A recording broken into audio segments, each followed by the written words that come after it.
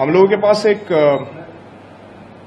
गोपनीय सूत्रों के माध्यम से एक इंफॉर्मेशन आया था कि कुछ पेशागत जो बहिरागत दुष्कृति हैं, मतलब क्रिमिनल्स, वो लोग जो जूनियर डॉक्टर्स का अवस्थान स्वास्थ्य भवन के बाहर है, उन पर एक आक्रमण करने की परिकल्पना कर रहे हैं।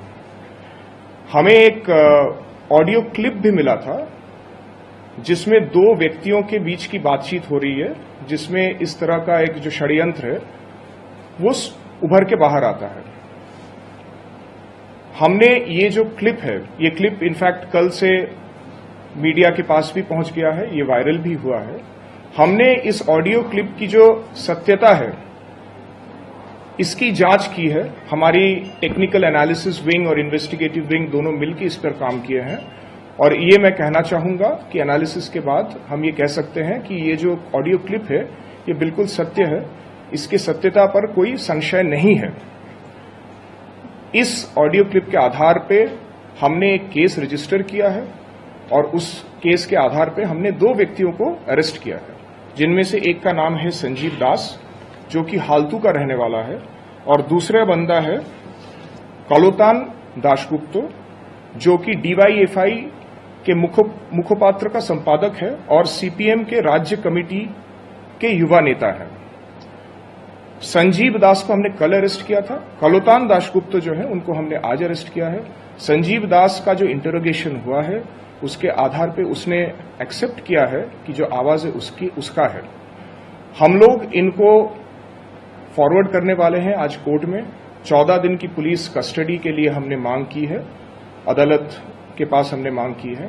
जो हमारा टेक्निकल एनालिसिस है उस पे जो हमें तथ्य मिला है वो भी हम हमारी इन्वेस्टिगेशन के माध्यम से कोर्ट के सामने हम लोग पेश करने वाले हैं।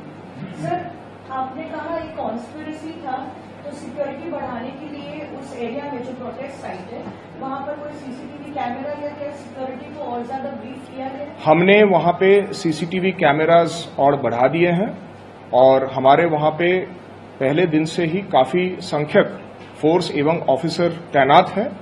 हमने ये इन्फॉर्मेशन मिलने के बाद, केस होने के बाद, हमने वहां पे जो सिक्योरिटी डिटेलमेंट हमारी है इसको और बढ़ा दिया गया है, इसको और हमने बढ़ा दिया है।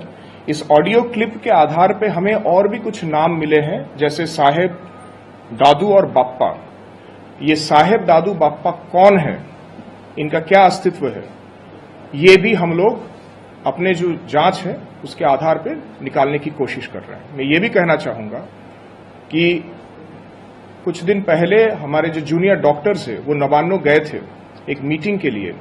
जो हमें अपने इन्वेस्टिगेशन के माध्यम से मिला है वो ये है कि ये जो षड्यंत्र, ये जो घिनौना षड्यंत्र जो हो रहा था, ये उसी समय के आसपास ही ये हो रहा था। धन्यवाद।